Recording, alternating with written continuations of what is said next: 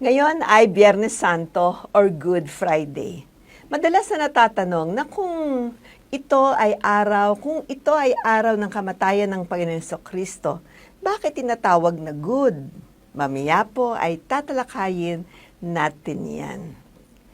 Ang apat na gospel sa Biblia ay naglalahad ng mga pangyayari sa araw at ng buong linggong ito. Napaka-importante po ng linggong ito sa ating mga followers of Christ. Salamat at na-record ang bawat isa nito na nagkaroon tayo ng pagkaunawa sa mga naganap nung araw na yun. Itong ebidensya, lahat po na naganap noon, this is historical evidence po ito. Kahit pagpunta po kayo sa Israel, meron pong mga tao doon na nagsasabi, totoo ngang may napako sa krus na ang pangalan ay Jesus. Amen. So kahit na binabaliwala siya ng mga tao, pero meron ng ebidensya. Thank you, Lord. Amen. So, thank you po sa pagsama nyo sa amin ngayon. Meron po tayong 3 episodes ng Lenten presentation kahapon, Thursday. Ang nauna po. Tapos sa Sabado, meron pa po tayong isa. At yun ang makapangyarihang celebration natin sa Linggo. At meron tayong malaking celebration sa Linggo, March 31, ang araw ng pagkabuhay o Resurrection Sunday. I pray na antabayanan po natin ang mga episode na to. Kayo po ay mabibless, marami kayong matututunan at lalo niyong maiintindihan ang layunin ng Panginoon kung bakit niya binigay ang kanyang buhay sa iyo at sa akin. Yan po yung importansya nito, itong araw na ito. So stay tuned lang po tayo at sariwain natin ang ulat na pinagdaanan ng ating Panginoon Kristo dahil sa pag-ibig niya sa atin. Talagang grabe ang pag-ibig ng Diyos sa atin.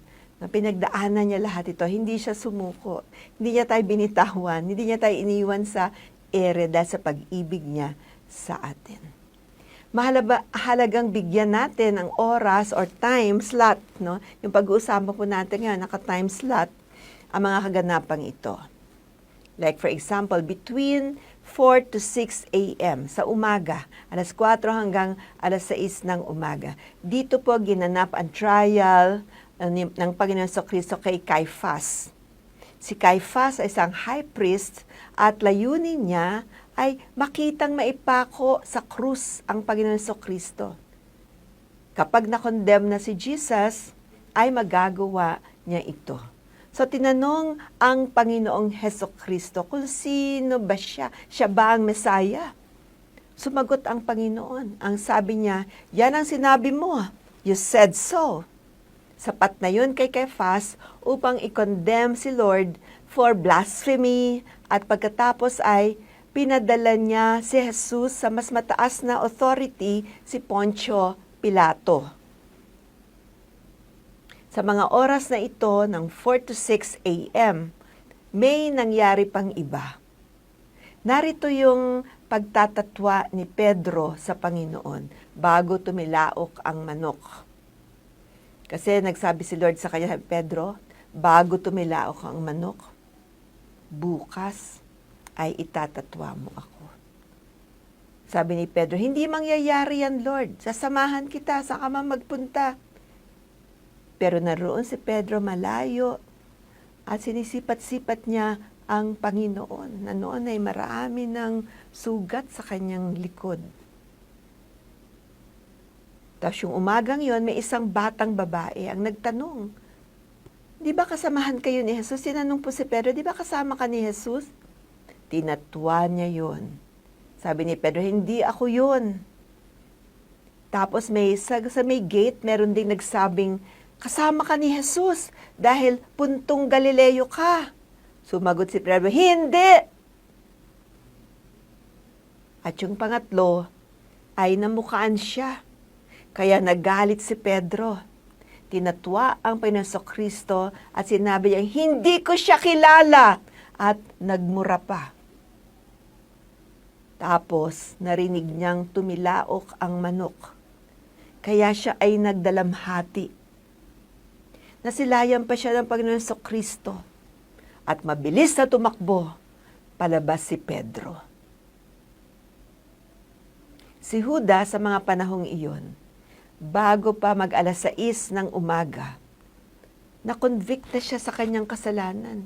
Sabi niya, ang laki pala ng kasalanan ko.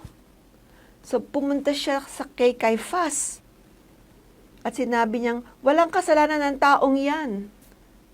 At tinapon niya yung 30 pirasong pilak pabalik doon kay Caiphas.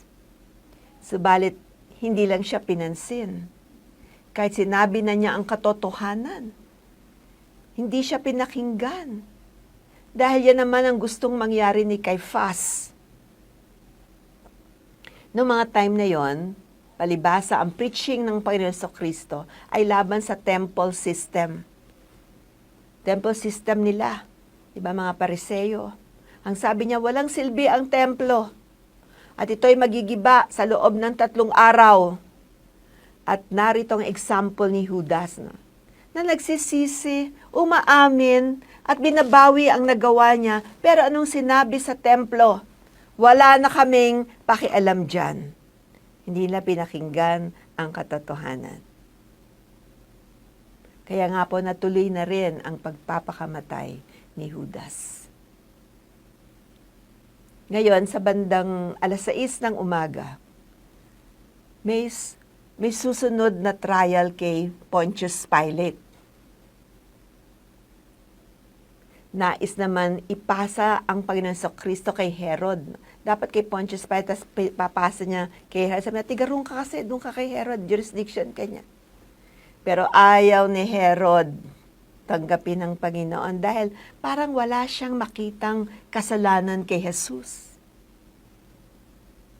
So binalik siya kay Pilato. At si Pilato ay nagpa-game pa. Sabi niya, kayong mga tao, pipili kayo kung sino ang palalayain. Si Jesus o itong si Barrabas. Pusakal na magnanakaw. So, nang nangyayari po yon, yung mga habang nagsusulsol at nagsusuhol, yung mga galamay ng Roma, no? Sa bawat isa nasisigaw na si Jesus ang ipako. So, pinapapili sila, si Jesus o si Barrabas. Siyempre, alam naman natin, malaki nagagawa ng pera. Kaya sumigaw ang mga tao, ipako si Jesus. Dalawang bagay makikita natin dito. Si Pilato, kaya niyang pakawalan si Jesus. Totoo po yun, na may authority siya to let Jesus go. Si Barrabas naman ay parang tayo. Tayo, simbolo tayo ni Barrabas. Tayo ay napalaya kahit makasalanan tayong mga kriminal. Kahit marumi ang mga buhay natin, napalaya tayo. At si Jesus ang nagbayad para sa ating kasalanan. So ito po ang suma total ng gospel. Jesus died for you. Para hindi ka na mapahamak sa apoy ng impyerno. Tayo ang makasalanan. Pinanganak tayo na may bahid na ng kasalanan, na mana natin yan sa ating unang magulang. Pero ang Panginoon Jesucristo, ginawa niya yung mission niya. Binigay niya ang kanyang sarili, ang kanyang dugo, upang tayo'y lumaya mula sa hawak ng kaaway. So kung sino man ang sumampalataya sa ating Panginoong Jesucristo ay may buhay at buhay na walang hanggan. Ito po ang gospel or mabuting balita. Mga 8:30 ng umaga, dito na po nag-umpisa ang parusa sa Panginoong Jesucristo. Hinubaran siya, nilatigo, nilagyan ng koronang tinik sa ulo. Ininsulto siya, tinatawag siyang Haring Jesus, Hari ng mga Hudyo. Ginawan pa siya ng sign, ang nakalagay doon, Lord Jesus of Nazareth, King of the Jews. Tapos nag-umpisa ng lumakad pasa ng krus ang Panginoon hanggang sa lugar na pagpapakuan niya. Siya mismo nagdala ng krus. Grabe ang pagpapasakit at paghihirap ng Panginoon dahil siya ay umibig sa atin. Ayaw niyang mapariwara ang sangkatauhan. Kahit nagpipilit ang kaaway na demonyo na nakawin tayo, yung iba nakukumbinsi. Pero ang Panginoon, kumbinsido siya na napakaraming maliligtas sa mga panahong ito. Ang ginawa niya sa krus ng Kalbaryo ay napakabisa pa rin sa mga panahon natin ngayon, 2024.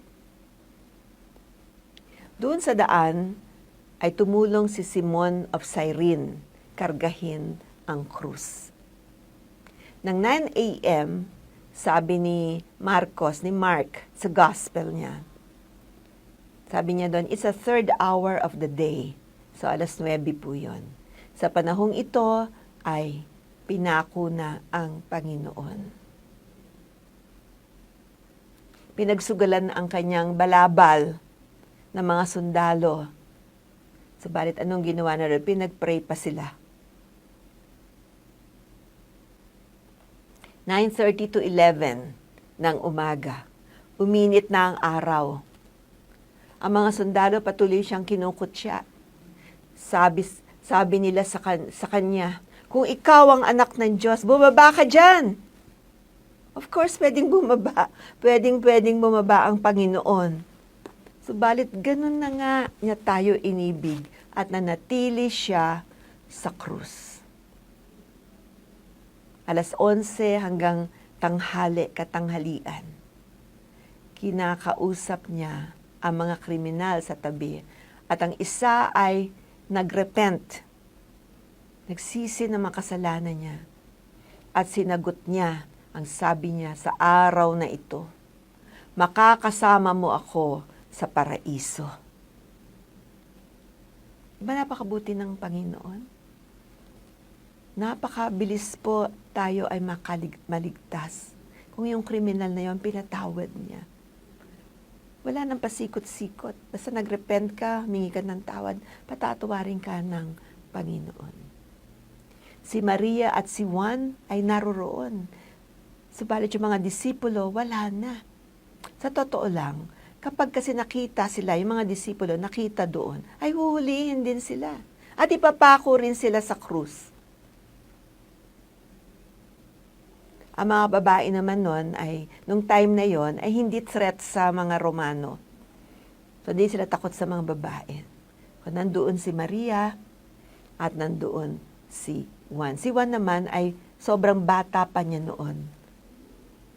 Kaya hindi na rin siya napansin. Tapos 12:00, tanghaling tapat hanggang 3:00 ng hapon. Ito po yung inulat ni Mateo, no? From the Gospel of Matthew. Sabi, una, 3 oras na kadiliman ang bumalot sa lupa. Buong lupa. Eclipse. Sabi ng ilang komentaryo, meron daw volcano, kaya nagkaganon. May bagyo, may eclipse, di ba? Yun ang sabi nila, di ba? Kaso walang volcano doon. Paminsan-minsan lang ang bagyo at walang eclipse. Talagang dumilim, ang dilim-dilim. Ito ay supernatural darkness na pinadala ng Diyos. May mga usapin ngayon, sa April 8 ay magdidilim ang bansang Amerika. We pray na magising ang bansang Amerika sa pagkakilala nila kay Jesucristo. Christian nation po kasi ang Amerika. So, itong darkness na to, supernatural, pinadala ng Diyos. Marahil ito yung matinding galit ng Diyos na binuhos niya sa krus ng Kalbaryo. Makalipas ang 3 oras, humiyaw na ang Panginoong Jesus. Diyos ko, bakit mo ako pinabayaan? At ang huling salita ng Panginoong Jesucristo, tapos na. It is finished. Siya ay namatay at pagkamatay niya, lumiwanag muli ang lugar. nagkalindol sa pagkamatay ng Panginoon at natakot ang mga tao. Malakas na lindol po ito. Ito po ang nagwasak ng belo o takip doon sa templo. Nakatakip kasi yung templo doon, may makapal na belo. Doon naroroon ang presensya ng Panginoon. Nawasak po yun mula itaas hanggang pababa. Ang takip na ito ngumahati sa most holy place at sa mga kasalanan ng mga tao na ngayon ay wasak na. So in other words, sinasabi ng Panginoon, sa ginawa ko, makakalapit na kayo sa akin. Anytime. Wala nang belo-belo. Okay. Wala nang takip ang aking presensya. Makakapunta na kayo sa aking presensya.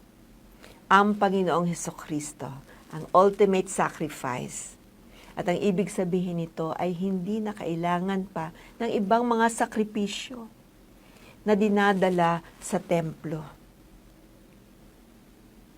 Dahil ang mga tao, mahilig sila magdala sa templo para ma-please ang Panginoon. Pero sa ginawa ng ating Panginoong Kristo, ultimate sacrifice na siya. Hindi na kailangan ng mga baka, hindi na kailangan ng mga tupa. Siya na ang nag-sacrifice para sa atin. Makalapit tayo sa Diyos. Ang templo ay lugar kung saan tayo kinakatagpo ng presensya ng Diyos. Ito ay lugar kung saan natin makakaisa ang presensya ng Diyos. For example, ang hardin ng Eden ay templo. Doon bumababa ang presensya ng Panginoon. Ang tabernakulo ay templo. Ang templo ay templo. Subalit ngayon, tayong mga tumanggap kay Kristo at pinananahan ng banal na Espiritu ang ating buhay. Pag tinanggap mo si Lord Jesus, kasama na po doon ang Holy Spirit. Tayo na ngayon ang templo ng banal na Espiritu. Hallelujah! Kinakatagpo tayo ng Panginoong Kristo sa pamamagitan ng banal na Espiritu. We are the temple of the Holy Spirit. Thank you, Lord. Gumagabi na at dito sinibat sa tagiliran ang Panginoong Kristo para masiguro nilang patay na siya. At sa gabing yun ay dumating si Joseph of Arimathea. Binaba ang katawan ng Panginoong Jesus at nilibing sa kanyang nityong kuweba na malapit din sa kinamatayan at nilagyan ang bunganga ng kuweba ng mabigat na batong takip. Ang bigat-bigat ng batong tinakip doon. Kailangan pagulungin bago mo mabuksan. Bantay sarado ang libingan ng Panginoon sapagkat sinabi ng Panginoon sa Kristo na siya'y babalik. Pagkatapos ng 3 araw, siya'y mabubuhay na muli. Kaya binantayan po siya. May mga sundalo doon. Okay? Binantayang mabuti ang punto dahil baka nakawin daw ng mga disipulo ang kanyang katawan at ipamalita na siya'y nabuhay na muli. Sa totoo lang, wala naman talagang nag-i-expect na mabubuhay siyang muli. Dahil lang ang mga patay ay patay na. At natapos na ang araw ng Biyernes. Bakit ito tinawag na Good Friday?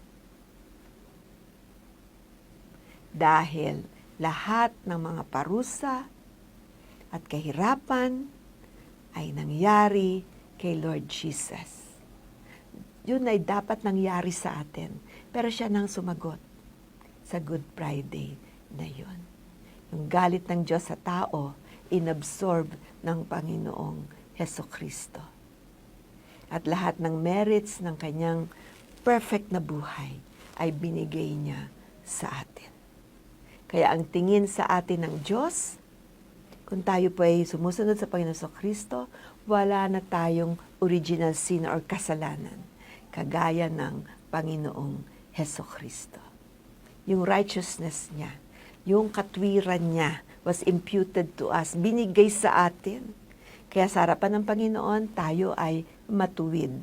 Kahit ano na nangyayari sa nakaraan mo, Pag tinanggap mo ang Panginoon Kristo, huhugasan niya lahat ang karamihan mo at ipepresent ka niya sa kanyang Ama. Pinagkaloob niya sa atin ito. Pinagbayaran na niya ito.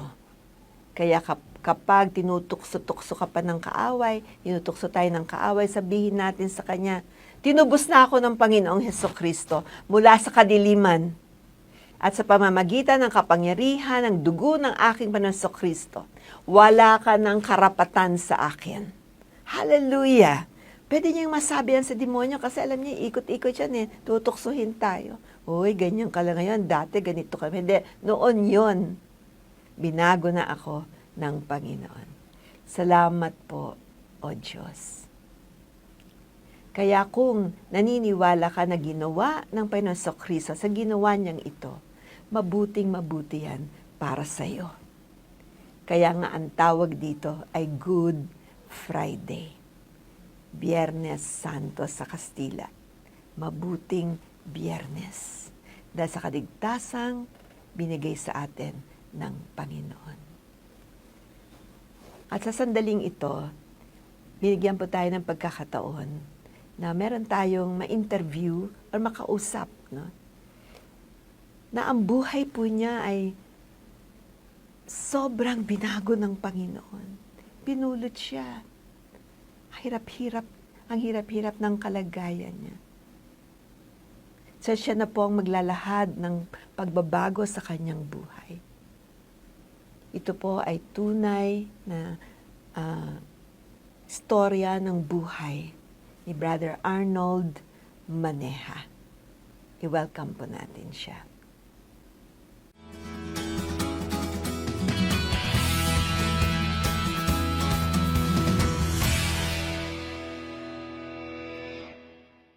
Ang maririnig nating kwento or testimony ng taong guest natin ngayon ay halos kagaya ng istorya ng buhay ni Pablo, no? Si San Pablo or si Saint Paul. Dati ang pangalan niya ay Saul. Pero alam niyo, ang Panginoon, meron siyang destiny para sa bawat isa sa atin. At nung tinawag niya si Saul, di ba? Si Saul po ay isang pusakal na kriminal. Okay? So, nung nakilala ni Saul ang Panginoon, dahil tinawag siya ng Panginoon alam niyo po ba, nagbago ang buhay ni Saul. At ang tawag nga sa kanya ay Apostol Pablo. At sinulat niya po yung 1/3 of the New Testament, yung mga sulat ni Pablo. Okay, napakaganda po ng sulat ni Pablo. Marami po tayong matututunan sa mga sulat ni Pablo, lalo na sa pagpapalakad ng buhay natin.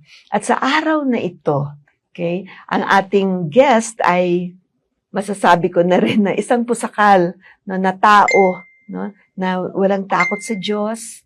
Pero kung papaano siya tinawag ng Diyos, yan pong matutunghayan natin ngayon. So naririto po si Arnold Rivera Maneja Jr. Okay? Hello Arnold. Salamat sa pagdalo mo ngayon. Ay, isang karangalan pong nandito po.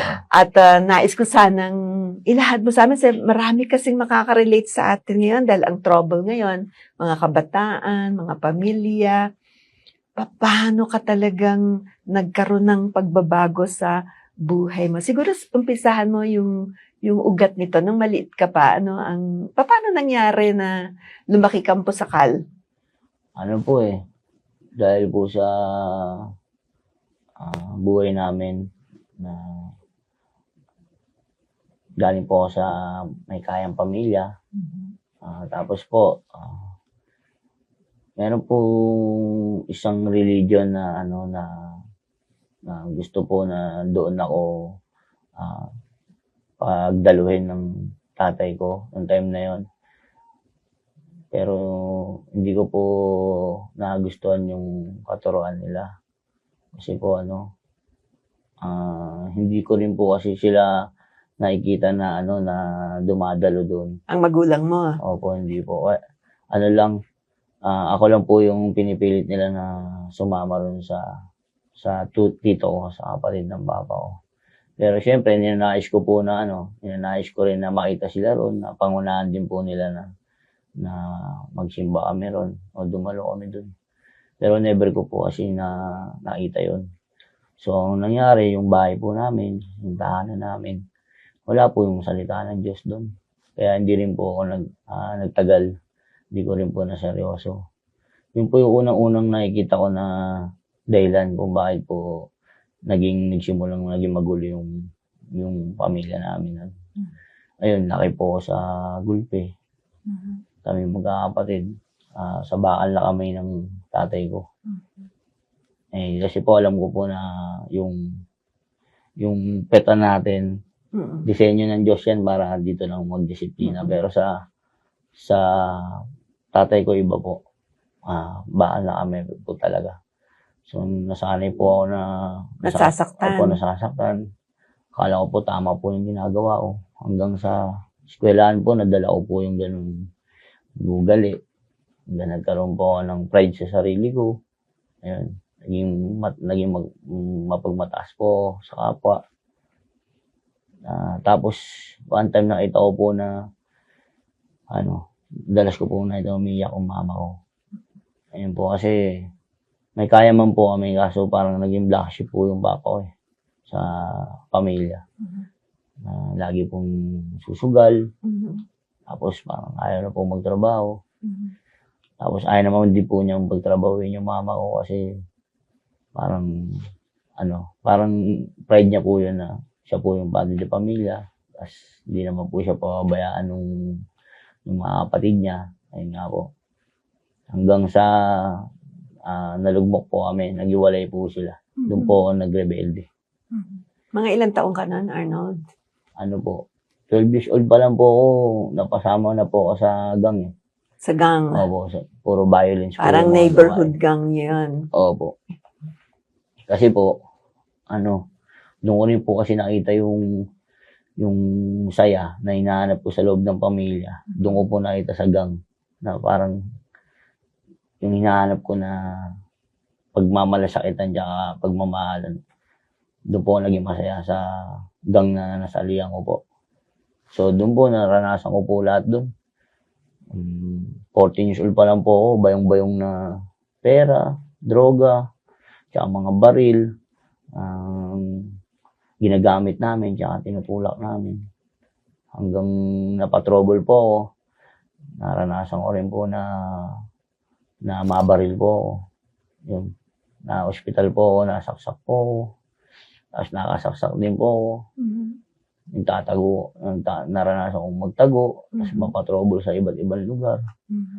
Ayun po, ayun po yung kadahilanan ng labas-pasok po ako ng kulungan. Pero hindi naman din po ako napabayaan ng pamilya kasi awa ng Diyos na lalabas po nila ako. Pero ang pinaka-worst po, natuto po kasi ako mag-drugs. Yung time na yun, hanggang sa natuto ako mag-drugs hanggang lumagana po yung gang namin. Halos araw-araw ang trouble sa lugar namin. Naging nasa kanang paa, yung isang paa ko nasa ukay. Nalabas lang po ako ng bahay. Aligaga po ako. Palingon-lingon kasi maaari isang beses mapatay po ako. May takot ka din doon pag mamamatay? Wala po, pero ayoko lang pong maisahan ba. Okay. Parang yung pride pa rin. Opo, yung pride pa rin po na parang kaisipan ko nun, di bali kami makaisi. Kesa kami maisahan. Di bali kami magbayad. Kesa kami bayaran. Parang ganun po na. Di bali sila paglamayan. Kesa kami po ganun. Ang mindset ko nung panahon. Kasi wala naman po akong pasanin nung mga panahon na yun. At wala rin po akong pagkakilala sa Diyos. Tapos dumating po sa point na nanakaw na po. Natuto na po kaming mang-hold up, akit bahay, lahat po ng mga panlalamang sa kapwa. Kasi parang ang dating sa amin, hindi ka gangster pag hindi mo kayang gawin yung mga ganun. Akala ko po noong time na yun, tama yung ganun. Hanggang sa point na nag-away na po kami ng airpot ko. Ah. Tapos hindi ko po namalaya na may criminal mind na po sa isipan ko na gusto ko po siyang tapusin. Ayun po, dahil pa rin po sa pagsusugal niya. Kasi po, yung time na po yun na may pera pong na napatalo niya para po sa kapatid namin bunso yun. Tapos po, sisi ko po siya na ayan na nga yung dahilan ng pagkawasak ng pamilya natin eh. Kasi ayaw mong tigilan yung pagsusugal mo kaya iniwan tayo ni mama. Ganun po yung kaisipan ko. Tapos ginagawa mo pa rin hanggang ngayon, parang hindi ka natuto. Nagalit po siya sa pagsagot-sagot ko. Hindi niya po alam na may dala po akong ice pick. Tapos sabi niya sa akin, bakit lalabang ka na? Porket kinakatakutan ka rito, porket ano ka na, malaki ka na, porket ano ka na, ganun po. Sabi ko, di subukan mo saktan. Kagaya ng ginagawa mo dati. Wow. Hanggang sa sinaktan nga po niya ako, sinuntok po niya ako. Ayun po. Nakakweluhan ko po siya, tapos sinaksa ko po siya sa 2 beses yata, 3. Tapos hindi niya po namalaya na sinasaksa ko na po pala siya. Akala po niya sinusuntok ko lang po siya. Nung naramdaman na po niya, ayun, inagaw niya po sa akin. Kasi malaki, ganito po ang katawan ng airpod ko nung panahon. Tapos ako naman po, sobrang bungo, payat lang po talaga. Kaya niya po akong iwas-iwas nun. Nagaw po niya sa akin yung matalas. Tapos nasaksak po niya ako. Ayun po. Kasi, sa sama ng loob niya na lumaban ako. Tapos sumirit po yung dugo ko sa ulo. Natakot po yung asawa ko. Nandun po yung mga kasambahay namin. Buti nakakot po kami. Wala po ibang sinisigaw kundi demonyo ka. Wala kang kwenta ka ma. Ganun. Basta yung galit ko po. Kasi pangarap ko rin po magpulis nun. Magka-college na po ako. Tapos pag-aaralin po ako ng time na yun. Parang natigil po kasi nga po bigla pong out of nowhere na nalugmok po kami lahat magkakapatid eh. Nung nalaman po namin na hiwalay na sila, ang mama ko nagkaroon ng iba. Tapos ang papa ko, ganoon din po. Napabayaan po kami magkakapatid. Tapos napalayas po ako nun sa dami ng mga atraso ko sa bahay. 1 taon po akong pag-alagala sa kalye. Nakadiskarte po ng malaki ang diskarte sa illegal na paraan. So, ang dami kong kaibigan, ang dami ko rin nabuo po yung miyembro ng gang namin, napalago ko sa lugar namin, halos buong NCR yun eh. Wow. Tapos, hanggang naubos po ako. Nawala na rin po yung mga nasa paligid ko, nawala na rin mga kaibigan ko. Hanggang yung asawa ko, hindi na rin po pinakita sa akin yung mga anak ko.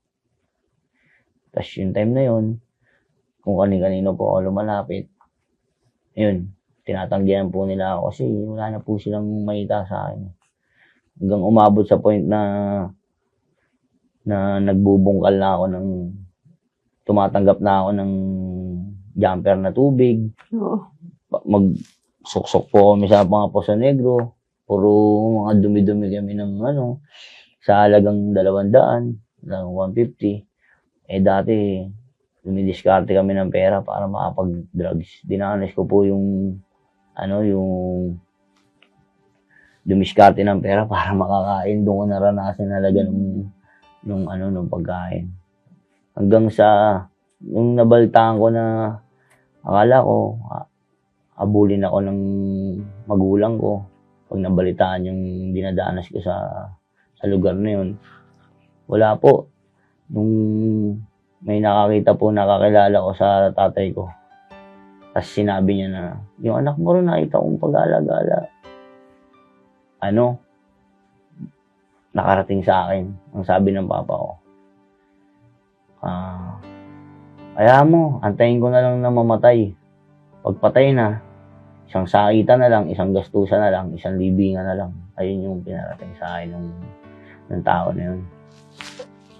Kaya, dinamdam ko ng gusto. Tapos, ayun po, iyak ako ng iyak nun sa isang ilog na mataas, na madilim. Gusto kong tapusin yung buhay ko nung panahon na yun. Hanggang sa may dumating po na isang pastor eh. Sabi niya sa akin kung mahal daw po ako ng Diyos. Sabi ko, meron ba talagang Diyos? Meron ba talagang ganyan? Tapos sabi niya, ano ba nangyari? Ibahagi mo sa akin yung nangyari. So, binahagi ko po sa kanya yung buhay ko. Tapos kung ano po yung problema ko that time. Tapos sabi niya, wala yung pinagkaiba sa prodigal son. Sabi niya. Tapos sabi ko, ba't ano ba nangyari dun? Hindi mo ba alam na yung anak niya, parang pinatay na rin yung tatay niya kasi kinuha niya na yung mana niya, nagbustay siya, nagganyan din, kagaya ng ginagawa mo. Tapos, pagbalik niya, sinalubong pa siya ng ama niya. Humingi siya ng tawad, tapos pinagandaan siya, sinuotan siya ng gintong.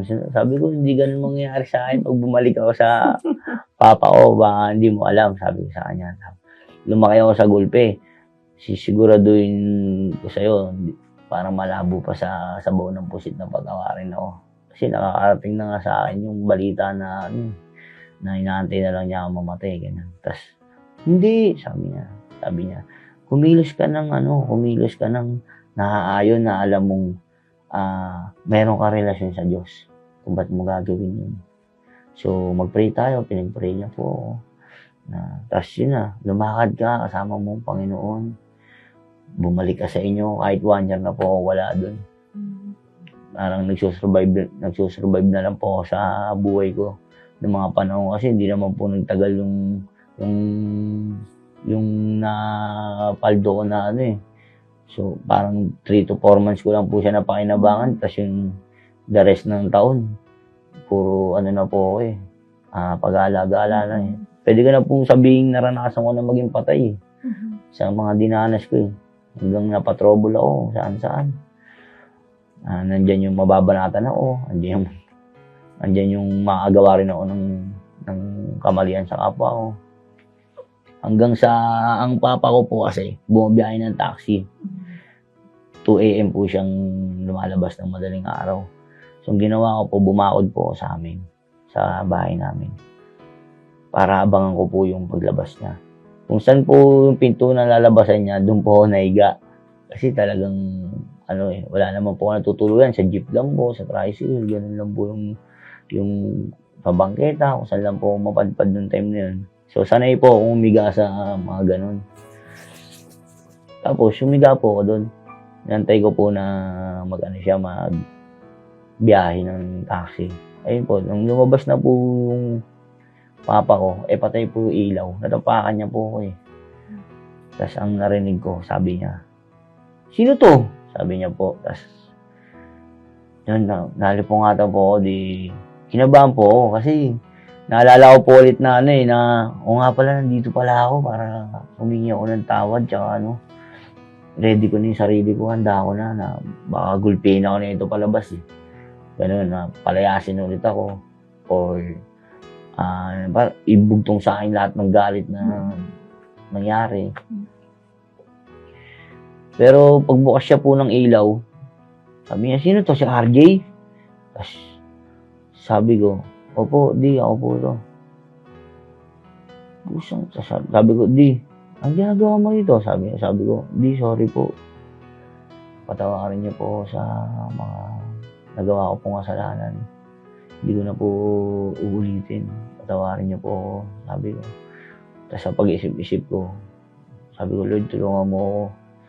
Tapos sabi niya, biglang sumagot siya sa akin ng, "Ang baho mo Sabi niya sa akin. Tapos, sabi niya, "Ang baho mo Maligo ka nga dun.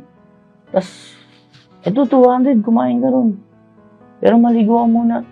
Pangkain ko sana yan Baon ko sa biyahe ko Pero di bali sa unang hatak ko, doon na lang ako kakain. Tapos doon na po ako naiyak. Tapos yumakap po ako sa kanya nang sabi ko, Dad, sorry po talaga. Talagang yakap-yakap ko siya para akong batang humagulgol. Tapos sabi ko, buti Dad, hindi po kita napatay. Sabi ko sa kanya. Tapos ang sagot niya sa akin, Nak, matatanggap ko na mapatay mo ako dahil sa sama ng loob mo o kung ano man yung pagkukulang ko. Pero hindi ko mapapatawad yung sarili ko kung ikaw yung napatay ko. So, parang nabura po sa isip ko yung mga balita sa akin na hinihintay na lang po akong mamatay ng papa ko. Tapos niyakap niya ako maigpit. Sabi niya, tandaan mo to na, lalaki din mga anak mo. Sabi niya. Hindi kayang tiisin ng magulang. Anak niya. Sabi niya. Kaya yun, simula nun, kahit sobrang hirap, natuto po ako na magpasalamat sa Diyos. Sabi ko, anghel po talaga yun yung para sa akin, yung kumausap po sa akin. Kasi hindi ko po talaga lubos maisip na kahit sa panaginip na mapapatawad po talaga ang tatay ko eh. Kasi sa kinalakihan ko lang po sa kanya. Tapos, yun po, nagsimula po akong maging mainit sa Diyos. Tapos, ang nangyari po ganito, tinulungan niya po ako, makabiyahe po ako ng tricycle. Ang ginagawa ko po, magpapadala po ako ng gatas siya, ng diaper. Parang 100 pesos na diaper, 100 pesos na gatas lang na isang sachet. Tapos dadaling ko po dun sa biyenan ko, kay Pastor Edwin po. Ang bumababa lang po nun, si Pastor Edwin lang po, si Daddy Edwin. Sabi ko po sa kanya, di ba pwede ko pong makita yung mga anak ko. Tapos ayaw pa ng Japit eh. Kasi po sobrang dami na rin po ng pinagdaanan namin eh. Nandun po yung nagdadrugs ako, tiniis niya po yun. Niloloko ko po siya, tiniis niya po yun. Pambababae ko, lahat ng mga kalokohan ko, pagsisinungaling ko, tiniis po lahat ng asawa ko. Pero yung that time na naging worse na po talaga ako. Tiniis niya po na pag na po akong patawarin, nilayo niya sa akin mga anak ko. Hanggang sa, yun po yung talagang ginawa kong goal noong time na yun. Pray ako ng pray, na magkaroon akong pasahero. Kahit nangipagabulan ako sa mga nanguhuli kasi kolorum yung dala ko, pinipilit ko. Ang tatay ko, nandun lang sa tabi ko, nakatingin lang sa akin. Parang ginagabayan lang ako na, sige, gawin mo yung paninimula mo. Pero lagi ko lang po talaga ginagawa. Bumibili akong gatas tsaka ng diaper. Hanggang 2 months, 3 months, tapos kumakain na po ako. Yung mga nag-aalok sa akin, tara RJ, ito, yung anak pre, hindi na ako gaganyan. Hindi nga, dahil ilang beses ko na narinig yan eh. Opo, ayaw po talaga nila maniwala sa akin. Tas, hindi kami maniniwala sa'yo. Ikaw pinaka-walang yari ito sa lugar natin eh. Hanggang sa may mga ganung senaryo na pagpipigil ng kaaway na mapunta ako sa Panginoon. Eh, nagpakita na nga siya ng miracle sa akin eh. Kumbaga, hindi mo na mapipigilan yun kasi naniwala na ako, kumilos na siya sa buhay ko eh. So, hanggang sa tinigil ko yung tricycle, nag-construction ako. Kahit ang hirap, labor, pintor, tapos gawa ng kung ano-ano, buting-ting. Lahat po, pinasok ko. Hanggang delivery boy po ng tubig, hanggang naging laundryman po, pinasok ko po lahat. Tapos, laging ganun lang po, si Daddy Evie. Na-pray ako ng pray, gusto ko na makita mga anak ko. Hanggang sa one time po, may dala po akong gatas at diaper, siguro mga, medyo malaki na. Tapos sabi niya, hindi na po si Daddy Edwin yung bumaba. Nagulat po ako mula sa malayo na tumakbo yung yung isang anak ko. Yung panganay ko po tumakbo na, Daddy! Yan na. Tapos yun na po, buhos po yung iyak ko. Niyakap ko po yung anak ko. Tapos bit-bit nung asawa ko po yung baby ko. Sabi ko, thank you. Sobrang laking bagay na itong ginawa mo sa akin na nakita ko kayo ulit. Tapos po nung niyayakapin ko yung asawa ko, hindi niya, ayaw pa po niya. Parang, sige, okay lang, mag-aantay ako. Tapos, ayaw ko pong pakita sa mga anak ko, parang may problema. Parang, hindi ko muna inisip yun. Nilaro ko po yung anak ko. Sabi ko, hello, kumusta ka na? May pasalubong ako sa'yo. Kahit tigbe 20 pesos na laruan, masaya na siya. Tapos, sobrang saya ko. Tapos, tinuloy-tuloy ko po yun. Hanggang nagka-problema po sa bahay. Nagka-problema po sa bahay namin. Gusto ko na pong makasama yung pamilya ko. Ayun, pumayag po si Daddy Edwin, tumira ako sa kanila. Pag tira ko po dun, ayun nga po na dun sa nakalakihan kong religion, nagpapapunta po ako dun ng magtuturo sa akin. Pero, yung mga time na yun, sumasabay po yung pamilya ng asawa ko sa pag outreach, sa pag-aaral ng salita ng Diyos. Mula dito po sa JCSGO. Yung una po, tumatakas po ako. Tapos sinasabi ko po yung dahilan ko sa asawa ko. Ma, alam mo naman na ito yung religion ko eh. Tapos sabi ng asawa ko, naunawaan kita di. Ganyan. Pagka wala na si Pastor Albert dyan, yung nagtuturo nga po sa amin, text mo, uuwi ako. Bali dito muna ako, muni muna ako. So, mayroon po yung dating time na sinasabi na mga tropa ko, habang inaantay ko po matapos sa bahay yung outreach, mapupunta po na naman ako sa lugar namin. So, may makikita na naman ako ng mga tropa na, Jay, baka lumagpas ka sa langit niyan. Ginaganon po nila ako. Tapos, saan ang hearing? Kasi medyo maayos na yung suot ko, ganyan. Tapos, that time, tinitiis ko lang. Okay lang, sige. Tapos, one time, lagi ko po ginagawa yun, every outreach, every pupunta si Pastor Albert ng mataas po. Siguro mga 2 buwan nangyari. Hanggang parang si Lord na rin po yung gumawa ng way. Hindi ko po alam nung araw na yon na may outreach. Nakatulog po ako maimbing talaga sa kwarto namin. Opo, nakatulog po. Ay, hindi ka nakaalis. Hindi po ako nakaalis. Tapos nagising po ako, nag-ano po sila, praise and worship. Doon po mismo sa pintuan, pintuan ng kwarto namin po, kung saan po ako pwedeng doon lang lumabas. Hindi na po ako nakalabas. Tapos po, habang nakikinig ako sa kanya, lahat po ng bagabag sa sarili ko, tsaka sa mga katanungan ko sa isipan ko, ayun po, doon po nagkaroon lahat ng kasagutan. Nung narinig ko siya, sabi ko, ang galing ng taong to ah. Sabi ko. Tapos, hanggang matapos po siya. Hanggang makalis siya ng bahay. Yung aral na narinig ko po sa akin, hindi ko na po nakalimutan. Tapos, sabi ko, next week, makikinig na ako sa kanya. Papakita na ako sa kanya. Tapos yun po, pagka next week po, bila po siyang pumanik, nagkakabit pa po kami ng tinutulungan ko po sila daddy ng yung kakantayin po. Pumalik po siya, sabi niya, oh, RJ, good to see you. Pastor. Parang naging idol ko po siya noong time na yun. Bless po. Oh, anong ginagawa mo dito? Baka hinaantay ka ng mga pakatakas mo. Sabi sa akin, hindi po, Pastor. Makikinig na po ako sa inyo. Magbo-born again po ako. Oh!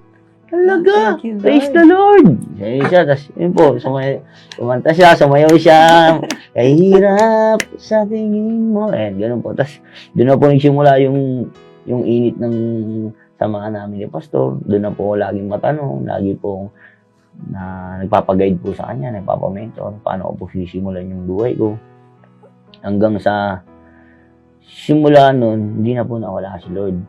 Lahat po ng mga problema namin sa bahay, lagi namin sagot si Lord. Away ng asawa, hindi pagkakaintindihan, si Lord kagad yan. Financial, si Lord. Lahat po si Lord. Tapos hanggang nawala na po si Pastor, sumanawa po si Pastor Albert. Ang laki po nung impact tsaka nung naitulong niya sa amin. So, totoo lang po kung paano po siya, parang grabe po siya maglingkod kay Lord eh. doon ko po talaga nakita yung init niya. Kasi po one time, meron po kami experience na yung lola po yung mama po ng biyenang ko pong babae, yung lola po ng asawa ko, nasa hospital po. Parang 50-50 na po doon. Komplikado na po. Pero may bagyo po, sobrang lakas. Sabi niya, kailangan makakilala sa Panginoon yun. Bago mawala or ano man ang mangyari. Samahan mo ko, RJ. Sabi ko, Pastor, ano po, grabe po yung bagyo. Tsaka yung baha, ang taas. Mga nasa tuhod na po namin yung una. Bali, nagmotor po kami. Dalawang motorsiklo po kami. Tumirik po yung motor namin. Si Pastor po talagang ganda po. Mag-aara po siya. Nahiya po sa akin, Pastor. Yung suot niyo po, ay, wag mo intindihin to. Ano to? Tapos, Pastor, ano nangyari? Sabi ko, Pastor, tumirik po eh. Oh, aandar pa ba yan? Halika. Subukan po natin, tapon po natin yung tubig sa tambucho. Binuhat pa po niya yun. Binuhat namin ni Pastor yung motor. Tapos nung in-install ko po, ayaw po talaga tumakbo. Okay lang yan, maglakad tayo. Eh, nandito na po yung tubig. Wow. Pastor, malalim na po dyan. Baka, halika. Kasama natin ang Diyos. Kasama natin ang Panginoon. Tapos yun na po. Grabe to si Pastor ah. Hanggang nag-alalayan po kami, gamarating po kami ng ospital. Tapos ayaw pa po kami papasukin. Kasi po basang-basa po kami. Tapos nagsalita po si Pastor dun sa guide na na salita ng Diyos ang dala namin. Kailangan yung tao makakilala sa Panginoon, naniniwala ka ba? Kinausap po niya. Tapos, sige po, Pastor, pasok na po kayo. Parang na-touch po yung kahit ng gwardiya. Halika kayo dyan. Kasi kasama namin si Daddy Edwin, basa po kami lahat. Sabi, nung pinasunod niya po sa panalangin yung lola ng asawa ko. Ayun po, pagkatas nung panalangin in Jesus name na nakilala siya, ayun po, nag-flatline po yung doon na po siya sobrang ang daming miracle ni Lord na pinakita sa akin. Tapos yun po, nag-i-invite na po ako ng 2 jeep, lahat po ng mga kagangmates ko na yung sinishare ko po sa kanila paano kumilos yung Diyos sa buhay ko, kung ba't nagbago. Kasi dami rin po talagang nagulat. Na-amaze kasi po, simula po sa puro trouble, saksakan, patayan, barilan, pulungan, drugs. Sabi mo, nag-umpisa ka 12 years old. Opo, 12. Tapos, nung medyo nag-surrender ka na kay Kasi, Lord. Opo, 22 to 24 na po. 24 habang panahon. Haba rin po talaga na talagang nakilala po na parang warlord dun sa lugar namin. Tapos dumating na po yung time na habang nag-i-invite po ako, yung mga barkada ko po na dating nang kukutsa sa akin na baka lumagpas ka sa langit, baka kailan hearing mo, ganyan, lawyer, ganyan. Pagka dadaan na po, hindi na po nila kayang gawin sa akin, nahiya na po sila. Nagtatago na po sila. Tapos po, ako na po yung nangangamusta sa kanila. Hindi namin alam na na totoo pala talagang nagtitino ka na. Brother, kamusta ka na? Nakamusta ko po sila.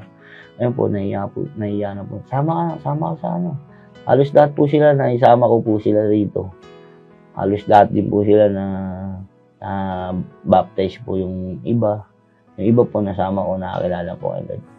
Hanggang sa, ayun po, sa kabila ng lahat, sa paniniwala ko kay Lord, ayun, nilagay na po niya ako sa maganda kahit na hindi po natupad yung pagiging pulis ko. Ngayon, na po, protection agent, VIP bodyguard na po. Wow. Ayun. Sobrang na-bless din po ako. So, nag-iba talaga yung takbo ng buhay mo, no, Arnold? Opo. RJ din ang nickname mo. RJ po. Pero nag-iba, no? So, ano sa tingin mo yung naging cause ng pagbabago mo? Pwede pala yun, magbago ang tao. Opo. Ano sa tingin mo ang nagtulak sa'yo sa pagbabago? Ano po yun, yung parang calling po yun eh.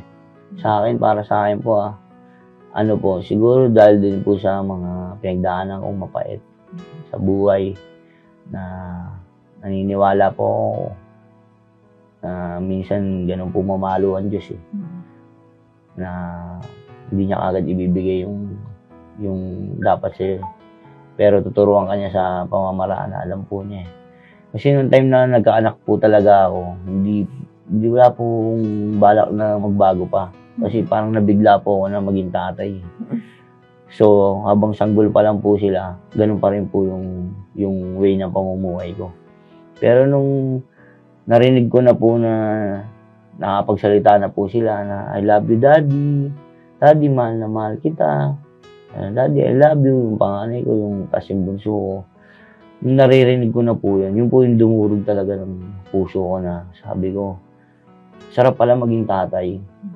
So, gagawin ko to, sabi ko, na ilalabang ko tong mga anak ko kahit sa anong paraan na malulugod sa Diyos. Kasi alam ko po na hindi na po uulitin na parang wala na pong chance pagka bumalik pa po ako dun sa dating buhay. Baka hindi ko na po ulit maranasan yung ganun eh. Dahil ang tagal ko po talagang nagtiis tsaka nagtiyaga para mabawi ko po yung pamilya ko na dapat wala na eh. Kasi sinukuan na po ako eh. Pero yung sinabi ko kay Lord, nagkaroon ako ng matinding relasyon sa kanya na, Lord, pakita mo lang sa akin yung mga anak ko. Tutuloy-tuloy ko po ito. Tutuloy-tuloy ko yung pagbabago ko, sabi ko sa kanya. Tapos, tinupad po ni Lord yun. Para sa akin po, second miracle po yun. Ganun po yung miracle sa akin eh. Kasi po, lahat ng prayers ko, sinutupad po niya eh. Tapos, di ko po alam kung paano maabawi sa kanya. Ayun po yung nagiging, parang di nila ako masisi pagka nagiging mainit po sa ano. Kasi, ano po eh, nahiya po ako sa kanya eh. Lahat po ng dalangin ko, pinapakinggan po niya eh. Kahit na hindi naman po dapat na piliin dati. Tsaka i-bless eh. Dahil po sa lahat ng mga nagawa kong mga pagkakamali. Pagpipray pa rin po kasi po naniniwala po dun sa unang miracle na pinakita sa akin eh. Hanggang ngayon po, nagmi-miracle po siya para sa akin. Wala po talagang na hindi po niya pinagkaloob sa akin. Kung hindi man po niya binigay, na-realize ko po sa huli, hindi ko po yung ikakabuti. Napakagandang ugali mo na yan, yung thankful ka, nagpapasalamat ka. Opo. Diba? Kasi na-realize mo. At talino din yan na nanggagaling sa Panginoon. Kasi maraming tao na nakakalimutan na nilang magpasalamat sa Diyos. Opo, Kahit opo. maliit. Kasi laki nung binago sa'yo ng Panginoon. Kaya Opo. naiintindihan namin kung gaano ka grateful sa Panginoon sa mga panahon na ito. Opo. Arnold, meron ka bang gustong ibahagi sa ating audience ngayon na nanonood? Okay? Para sa pamilya, dahil parang yan ang naging ugat ng mga naging problema mo sa buhay. Meron ka bang gustong ipaalala sa kanila? Opo, yung sa bawat pamilya po na nakikinig at saka nanonood po, ang payo ko lang po ay siguraduhin po natin na ang Word of God, ang salita ng Diyos o ang presence ng Panginoon natin, ang tunay na Diyos na buhay ay nasa loob ng tahanan. Yung mga padre de pamilya na katulad ko, pasakop po kayo sa Diyos. Pag nagpapasakop po kayo sa Diyos, magre-reflect po lahat yun sa mga mahal nyo sa buhay. Magpapasakop din po sa inyo ang asawa ninyo. Magpapasakop din po sa inyo yung mga anak ninyo. Number 1 po yun. Pag wala po ang Diyos, hindi nyo po ginawang sentro ng buhay nyo ang Panginoon, hindi rin po natin kaya yung buhay. Doon po ako naniniwala talaga. Yun. Doon lang po magiging perfect ang family pag andun po si Lord. Ayun po. Arnold, last question ko sa'yo. Meron ka bang mga dream para sa mga anak mo? Ano yung nakikita mong mangyayari sa kinabukasan? Siguro lahat naman po ng mga magulang nag-aangad po ng magandang kinabukasan para sa mga anak nila. Ganon din naman po yung mga magulang ko nung panahon. Pero lumaki po akong, ayun nga po, lumaki po kami magkakapatid na nagrebelde. Ibig sabihin po na pwede pa rin pong hindi mangyari.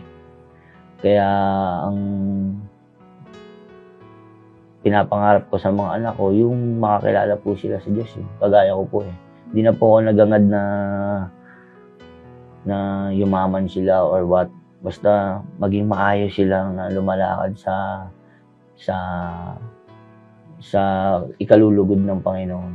Yun, sobrang saya ko na po. Wala na po kasing ibang mas sasaya dun sa isang magulang na makita niya po yung mga anak niya na nagpapasako po sa Diyos. Parang yun po, 100% sobrang saya ko na po nun. Kahit hindi po sila sobrang successful, kagaya po ng mga tanyag na mga kilala na mga successful sa buhay, na sobrang ubod ng yaman, or kung ano po yung term ano po yung definition ng successful sa kanila. Sa kanila po yun, pero kanya-kanya po tayo. Ang successful para sa akin, yung nagagawa mo yung ministry, or yung will, o kalooban ng Diyos na gagawa mo sa buhay mo. Ayun po, gusto ko po na maging makakilala rin po sila ng gusto, maging malalim po yung relasyon nila sa Diyos. Sobrang saya ko na po nun. Maraming salamat, Arnold, Opo. sa pagbubukas ng puso mo at paglalahad mo sa mga nangyari sa buhay mo. Ikaw ay isang tunay na patotoo na ang Diyos natin ay buhay. Yung nangyari po sa krus ng Kalbaryo, hindi po walang effect yun. Hindi po drama lang yan ng Panginoon. Talaga pong dahil sa ginawa ni Kristo sa krus ng Kalbaryo, ngayon po ay sineselebrate ang Good Friday, di ba?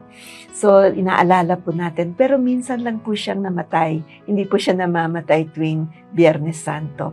Pero yung effect na yan, thousands of years ago, more than 2,000 years ago, ay naramdaman pa ng ating kapatid na si Arnold. Nagbago ang buhay niya. Although hindi perfect, pero naroroon na po ang pagbabago, ang kapayapaan sa kanyang buhay, at siya po ay tunay na naniniwala sa Panginoon that God will provide for him. Yes. So, napakaganda pong patotoo ito na ang Diyos natin ay buhay. So, kung sino man po sa inyo ngayon ang nagsasabing, Lord, kailangan kita sa buhay ko. Napakadali pong abutin ng Panginoon. Hindi po siya hard to reach. Ang Panginoon po ay naririto kasama natin. Naghihintay siya ng paanyaya mo sa iyong buhay, sa iyong puso. Kaya kung natin siya anyayahan, hindi naman po siya mamimilit sa atin. Napakaraming tao pa rin po hanggang sa ngayon ang hindi kumikilala sa Diyos. Marahil ay 5 ang religion nila, pero wala silang relasyon sa Diyos. Kaya sa araw na ito, hayaan niyo po na malid ko kayo sa isang panalangin na pagtanggap at pag-anyaya sa ating Panginoon. Kagaya rin ang ginawa ni Arnold, ni Brother Arnold, no, sa kanyang buhay. Dati madilim, diba? Dati magulo, confused, walang direksyon.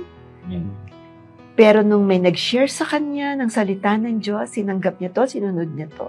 At siya ay nagtuloy-tuloy na manampalataya sa ating Panginoon. Sige po, kung nais niyo pong i-acknowledge ang Panginoon bilang Lord, kasi ibig sabihin ng Lord, Panginoon, no? Absolute authority.